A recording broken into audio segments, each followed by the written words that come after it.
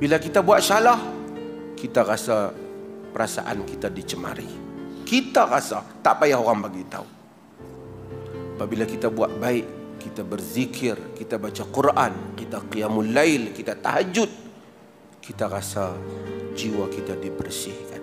Lagi banyak zikir kita, lagi banyak istighfar kita, lagi banyak la haula wala quwata illa billah, lagi banyak kita baca, kita akan rasa keajaiban perasaan dalaman diri yang tak dapat dipahami melainkan oleh orang-orang yang mengamalkannya. Itu semua menunjukkan agama ini benar.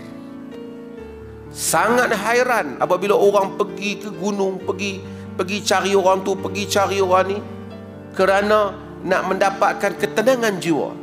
Sedangkan Allah kata, ala bizikrillahi tatma'innul qulub. Ketahuilah dengan mengingati Allah, maka tenangnya jantung.